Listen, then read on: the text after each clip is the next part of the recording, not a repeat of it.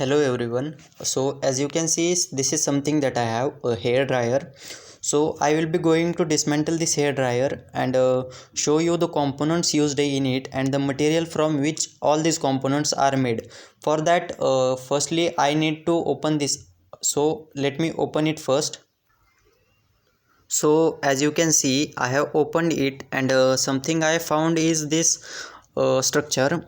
So I can see a motor, a metal sheet, something resisting coils, a switch and a plug-in pin. And this is a housing.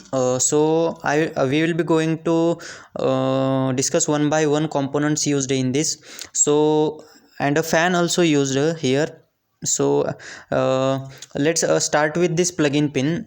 We can plug it in the board at our home, and AC supply will pass through this wire.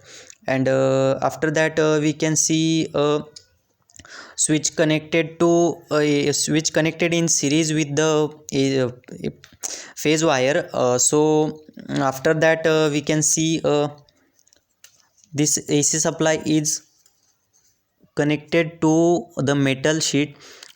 Simultaneously, as you can see, it is connected to the diode circuit. Why diode circuit? It is because of the motor is blower motor and it operates on DC supply. So for that, we need to convert this AC supply into DC supply. As a current passes through this circuit and a switch is turned on, the supply will reach to the metal sheet, and the resistive coil connected across it will also be supplied by the same. And when current passes through these coils, the heat will be produced. The material used for this resistive coils is nickel and chromium alloys, because they have a greater resistance value, and as we know, greater the resistance, greater will be the heat produced. So heat produces in large amount. This sheet metal is used for concentrating air, and this motor used to rotate this fan, which will blow out the air.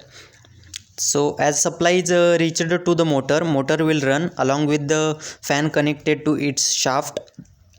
So the heat will be produced here, and simultaneously fan will rotate, so that heat produced here will be blown out of the blower, and we can use that air to dry out our hairs. Thank you.